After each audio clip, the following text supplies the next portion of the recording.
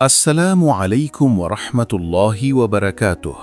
প্রিয় দর্শক, স্বাগতম হেদায়েতের দুয়ার চ্যানেলে।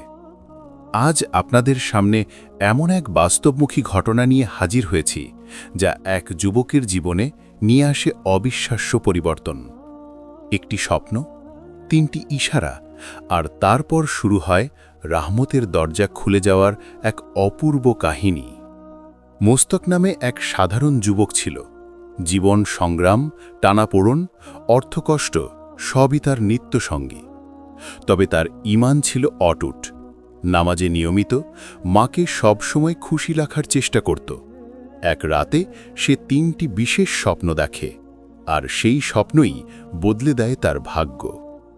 সেই রাতে মোস্তাক দেখে সে একটি নদীর ধারে দাঁড়িয়ে আছে। নদীর পানি একদম সাদা, স্বচ্ছ, শান্তভাবে তার দিকে আসছে। হঠাৎ মনে হল সেই পানি যেন তাকে ডাকছে।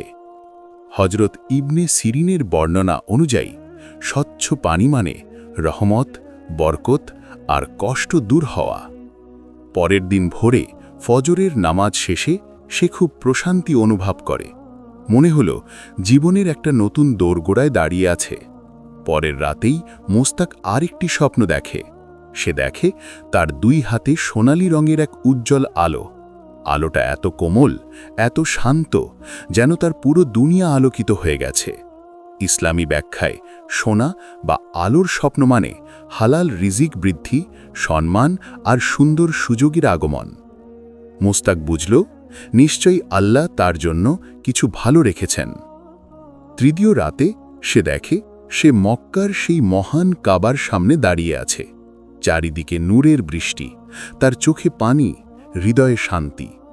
স্বপ্নে সে তাওয়াফ করছে, আর মনে হচ্ছে আল্লাহ তার সব দুঃখ দূর করে দিচ্ছেন। ইবনে সিরিন বলেন, কাবা দেখা মানে দুয়া কবুল হওয়া, রিজিকের দরজা খোলা আর জীবনে বড় বরকত আসার ইঙ্গিত।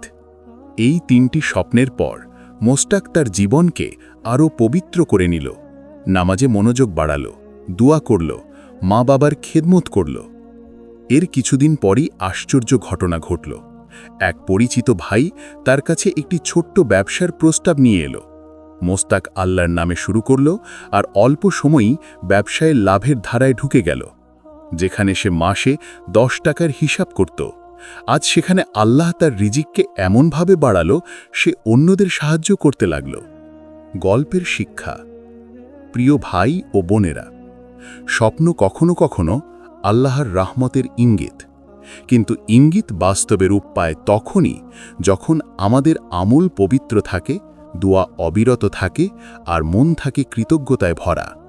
মোস্তাকের মতো আমরাও যদি নামাজে অটল হই, হারাম থেকে দূরে থাকি, আর আল্লাহর উপর পূর্ণ ভরসা রাখি, তাহলে ইনশাআল্লাহ আমাদের জীবনেও বরকতের আলো নেমে আসবে।